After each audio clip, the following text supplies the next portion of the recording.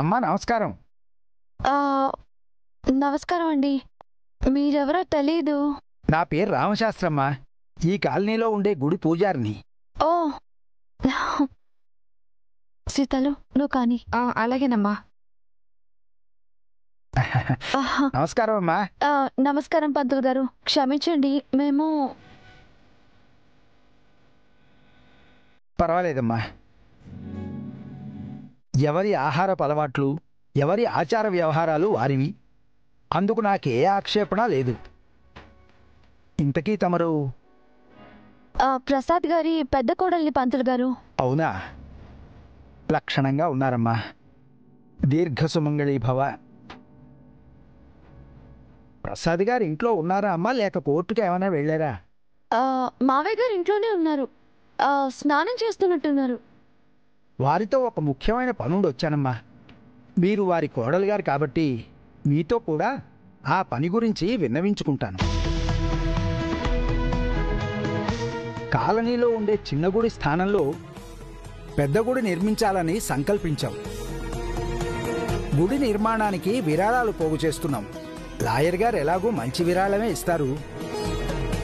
మీకు నూతనంగా పెళ్లి జరిగిందన్నారు కాబట్టి మీ వారి చేతుల మీదుగా కూడా ఎంతో కొంత విరాళం ఇప్పిస్తే ఆ సీతారాముల అనుగ్రహం మీ దంపతులకు కూడా కలిగి మీరు కూడా ఆది దంపతుల్లా ఉంటారు.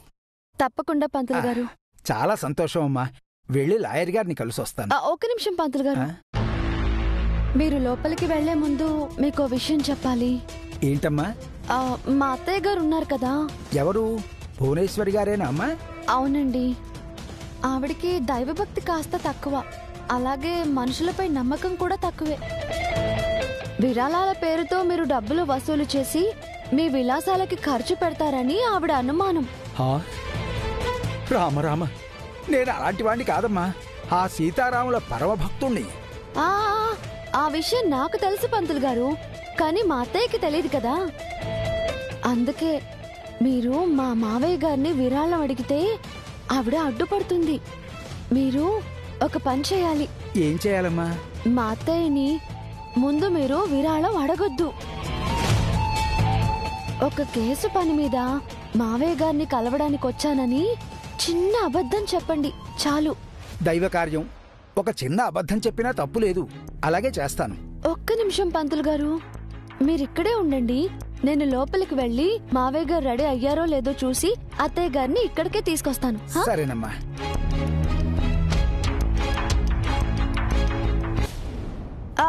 అత్తయ్య, చిన్నత్తయ్య. ఏంటి, వాటిని కడగటం అయ్యిందా? ఆ పనిలోనే ఉన్నావత్తయ్య. ఇంకా ఎంతసేపు కడుగుతారు? మీ అత్త ఎప్పుడు వంట చేయాలి? ఆయనకి త్వరగా భోజనం పెట్టాలి.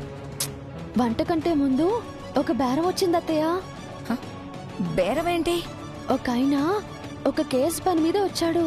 ఏదో ల్యాండ్ లిటిగేషన్ అంట. వేరే లాయర్ని అడిగితే 5 లక్షల ఫీజు అడిగారట. అదే మన మావయ్య గారైతే గంటలు తేల్చేస్తారు కదా. 4 లక్షల ఫీజు అడగచ్చు. అందుకు క్లయింట్ కూడా ఒప్పుకున్నారు. నిజమా? ఏరి, ఎక్కడున్నారా మనిషి? బయటే ఉన్నారత్తయ్య. లోపలికొచ్చి కూర్చోమని చెప్పలేదా? లోపలికి రావడం అటు ఉంచండి. ఆయన బయట ఉన్నారో లేక వెళ్ళిపోయారో తెలీదు. అయ్యో, అదేంటి? ఇంటి దాకా వచ్చినవాడు ఇంట్లోకి రాకుండా ఎలా వెళ్ళిపోతాడు? అంటే ఆయన ఒక పంతులు గారు అత్తయ్య.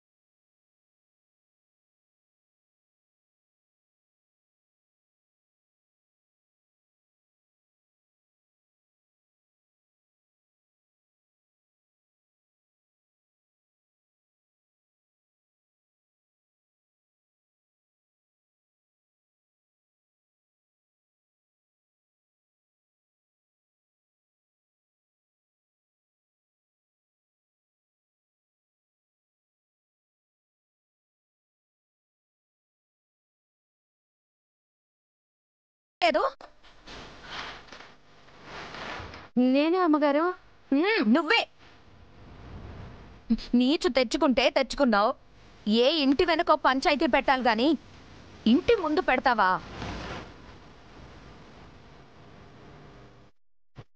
ఇంటికి ఎవరెవరు వస్తారో తెలీదా నీకు?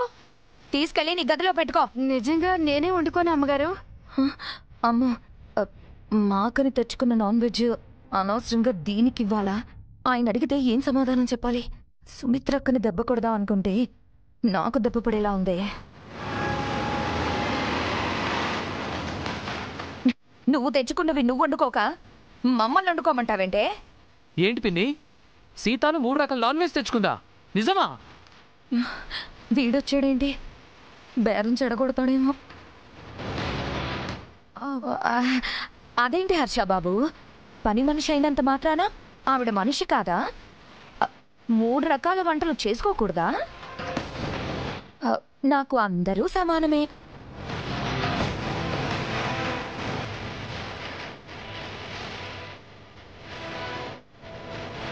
సరే, మరి పని మనిషి తెచ్చుకున్న ఐటమ్స్ మరింటి ఫ్రిడ్జ్లో ఎందుకు పెట్టారు పిన్ని?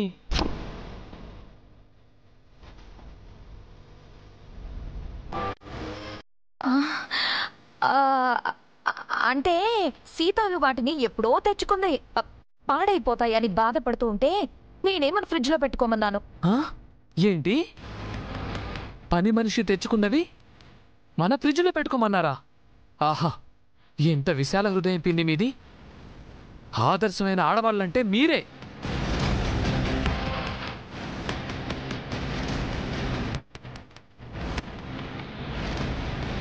సీతాలు, ఈరోజు నీ పంట పండింది.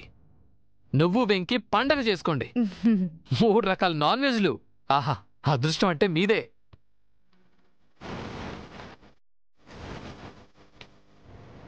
చాలా సంతోషం అమ్మగారు, ఇవన్నీ మాకిచ్చినందుకు. త్వరగా తీసుకుని వెళ్ళు.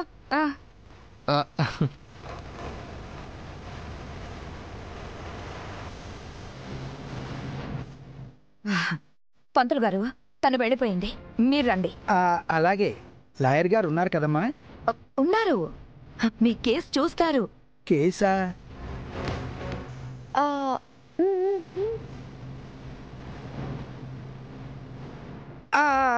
అవునమ్మా, కేసే. లాయర్ గారితో మాట్లాడాలి. పదండి. పద.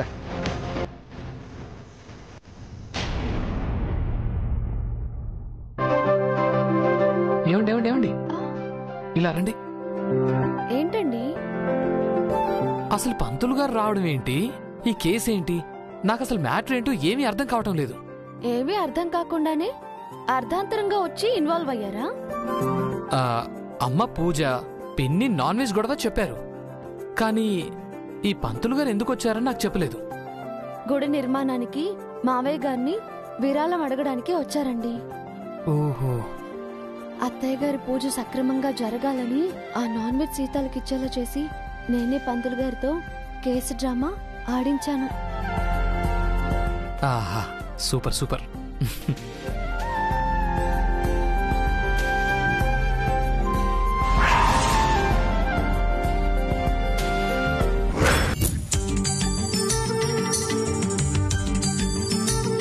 ఏంటమ్మా, మోనికలా అబద్ధం చెప్పి పంతులు గారికి అబద్ధం చెప్పి సీతలుగా విప్పించేశావా? అవునమ్మా, పూజకు అవి అడ్డు రాకుండా తెలివిగా తప్పించింది. 15 వారాలుగా ప్రతివారం పూజలో ఏదో ఒక అపశృతి జరుగుతూనే ఉందమ్మా. హర్ష ఇంటికి రావాలని, ఆయన మనసు మారాలని ఈ పూజ సంకల్పించానమ్మా. ఆ 2 జరగకూడదని భూల ప్రతివారం అడ్డుపడుతూనే ఉంది. ఇన్ని వారాల తర్వాత నీ పుణ్యవాణి ఆ అడ్డంకి తొలగిపోయింది. నీ మేలు సాయం మర్చిపోలేడమ్మా. పూజలో మీకు సహాయం చేస్తాను అని ముందే చెప్పాను కదా అత్తయ్య. అయినా నేను చేసింది మేలు కాదు, మీకు సేవ. ఎంత ఉత్తమురాలువమ్మా. నిజంగా నా జన్మ ధన్యమైంది. నీకు జన్మంతా రుణపడి ఉంటాను. అదే మాట అత్తయ్య, మీకే నేను రుణపడి ఉన్నానేమో, ఆ రుణం ఇలా తీర్చుకుంటున్నానేమో. మీరిద్దరూ ఇద్దరే. బ్లాక్ అండ్ వైట్ కాలం నాటి డైలాగులు చెప్పుకుంటూ ఉంటారు. సరే, కాసేపు మీ రుణానుబంధాల సంగతి పక్కన పెట్టండి. పాపం ఫ్రీగా వచ్చిందని పిన్ని నాన్ వెజ్ ని సీతాలకిచ్చింది. నిజం తెలిస్తే ఏమైపోతుందో ఏమో. కానీ చిన్నత్తయ్యకి అలాగే జరగాలి, లేదంటే వారం వారం పూజ చెడగొడుతుందా? ఇప్పుడు ఏం చేస్తుందో చూస్తా. నువ్వు కూడా హర్షలాగా మారిపోతున్నావేంటమ్మా? వీడికి నువ్వు తోడైతే ఇంకంతే. ఆ భువన ఏమంటుందో ఏమో. నువ్వు పూజ సంగతి చూసుకో అమ్మా, పిన్ని సంగతి మేం చూసుకుంటాం.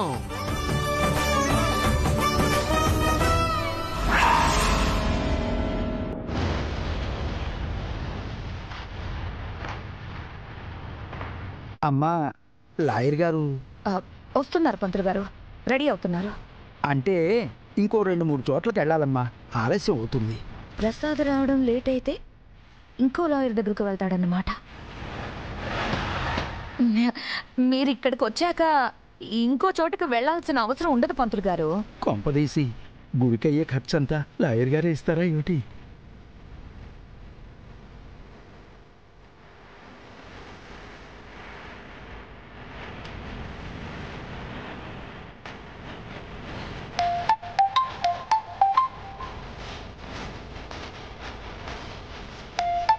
చెప్పు బోనా. త్వరగా రండి. వస్తున్నాను. ఏంటి ఆ తొందర? చాలా పెద్ద క్లయింట్ ప్రసాద్, మంచి బేరం. లేదంటే వేరే లాయర్ దగ్గరికి వెళ్తానంటున్నాడు. సరే, 2 నిమిషాలు వస్తాను. వాళ్ళ కాఫీ టీ ఏర్పాట్లే ఉంచి. అలాగే. వస్తున్నారు. కాఫీ టీ ఏమైనా తాగుతారా? వద్దమ్మా. రామచంద్ర ప్రభు, ఈవిడ ముందు లాయర్ గారిని చందా ఎలా అడగాలి? ఇంతకు ముందు ఆయన ఎంత అడిగారు పంతులు గారు? ఎంత ఇచ్చారు అనబోయి ఎంత అడిగారు అన్నట్టుంది అనుకుంటా. ఒక 5 అడిగారా? దివ్య చెప్పింది నిజమే. వేరే లాయర్ 5 లక్షలు అడిగారట. నేను 4 అడగమని ప్రసాద్తో చెప్పి బేరం తెగ్గొట్టేస్తాను.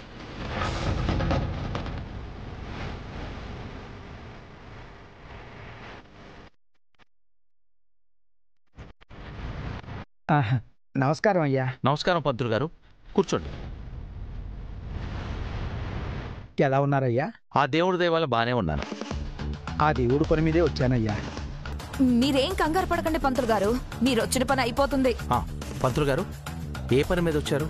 మన కాలనీలో రాముల వారి గుడి ఉంది కదయ్యా. అవును, ఆ గుడన్న ప్లేస్ ఏదో లిటిగేషన్లో ఉందని విన్నాను. ఆ ల్యాండ్ లిటిగేషనే నువ్వు వాదించాలి ప్రసాద్. వేరే వాళ్ళు 5 అడిగారట.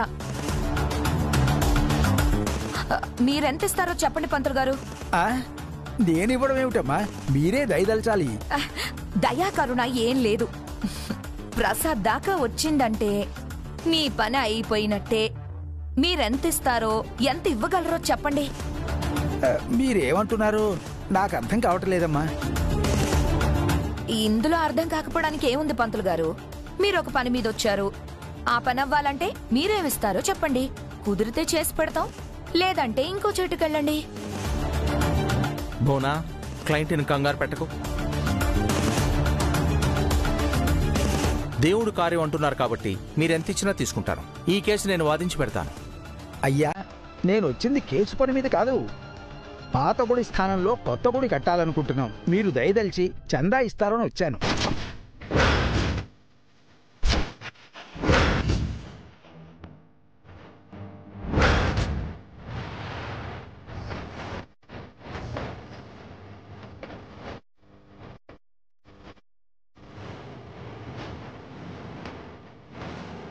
ఏంటి, చందానా?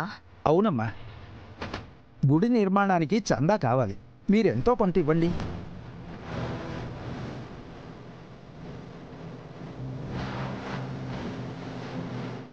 ఒక 1116 రాసుకోండి.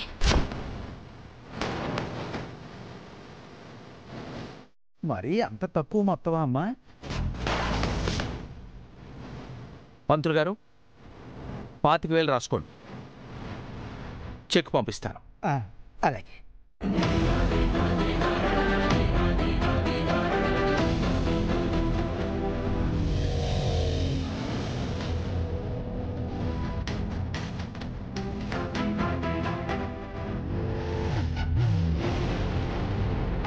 అమ్మా, చాలా సంతోషం అయ్యా. నమస్కారం. ఉంటానమ్మా, ఉంటానయ్యా. ఏంటి బోనా, ఇంటికి కేసు కోసం వచ్చారో చందా కోసం వచ్చారో ఆ మాత్రం తెలుసుకోపోతే ఎలాగూ?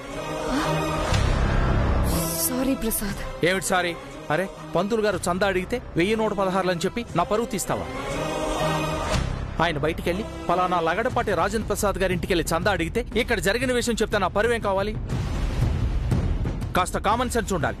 బుద్ధి లేకుండా నన్ను కూడా కంగారు పెట్టావు. అరే, ఇంటికొచ్చిన వాళ్ళు క్లయింటా ఎవరో ఏంటో తెలుసుకోపోతే ఎలాగూ? చిన్న పొరపాటు జరిగింది ప్రసాద్.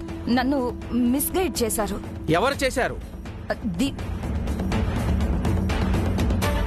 అది నేనే మిస్కమ్యూనికేట్ అయ్యాను.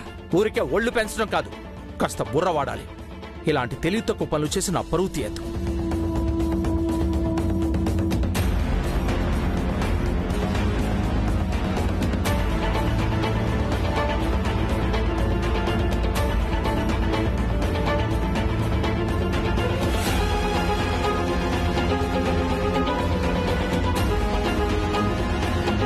ఏదో ల్యాండ్ కేసట.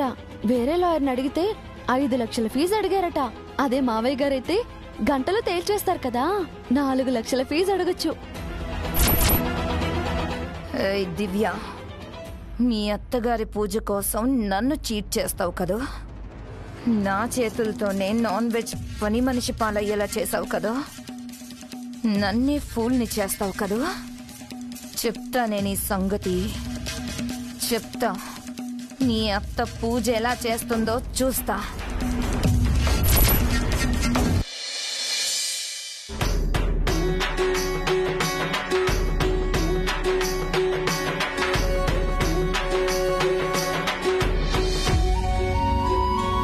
దివ్య, ఏంటత్తయ్యా? నన్నే మోసం చేస్తావా? నాతోనే అబద్ధం చెప్తావా? మోసం ఏంటి, అబద్ధం ఏంటి పిన్ని? నువ్వు మధ్యలో మాట్లాడకు హర్షబాబు. నీ భార్య వల్ల మీ నాన్న నన్ను తిట్టాడు. ఏంటి, ఆయన మిమ్మల్ని తిట్టారా? ఇదేదో 8వ వింతలా ఉందే.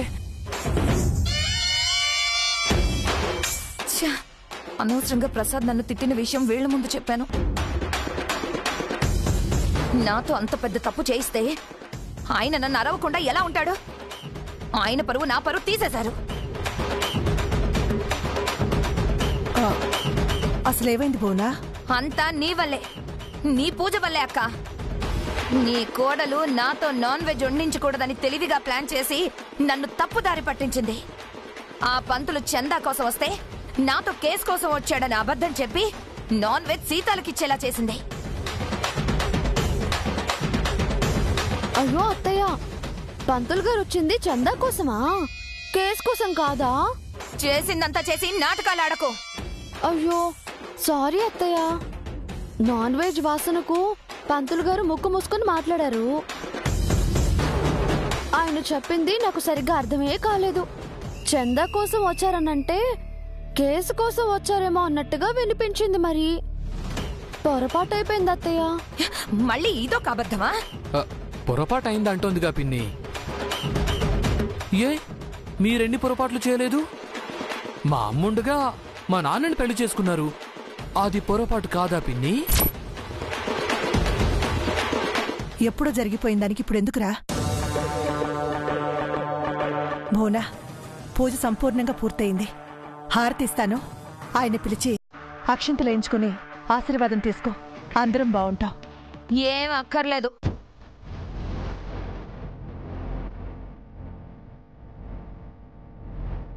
ఏమత్తయ్య, మావయ్య గారు 10 కాలాల పాటు ఆయుర ఆరోగ్యాలతో ఉండటం మీకు ఇష్టం లేదా? ఏం మాట్లాడుతున్నావు? అయ్యయ్యో, ఈ పూజ చేసింది మావయ్య గారు ఆరోగ్యంగా ఉండాలని, రాయల్ గా తిరగాలని, కీర్తి ప్రతిష్టలు రావాలని. అది మీకు ఇష్టం లేకపోతే చెప్పండి. నాకెందుకు ఇష్టం లేదు? ఆయన బాగుంటేనే కదా అందరం బాగుంటాం. త్వరగా హారతిచ్చి అక్షింతలు చేతిలో పెట్టండి. ఆయన దగ్గరకు వెళ్ళి ఆశీర్వాదం తీసుకుంటాను. మీరు ఆయన దగ్గరికి వెళ్ళడం కాదు, ఆయన్నే ఇక్కడికి రమ్మని చెప్పండి. ఎవరైనా దేవత దగ్గరికి రావాలి. దేవత? ఎవరు? వైభవలక్ష్మి అత్తయ్య గారు. ఆయన ఇక్కడికి వస్తే ఈవిడ గారు కూడా ఆయన ఆశీర్వాదం తీసుకుంటారు. ఏ భర్త ఆశీర్వాదం భార్య తీసుకుంటే తప్పేంటి? ఆ? ఇంట్లో మనమేగా ఉన్నాం, బయట వాళ్ళు ఎవరు లేరుగా. పిలవండి ఆయన్ని.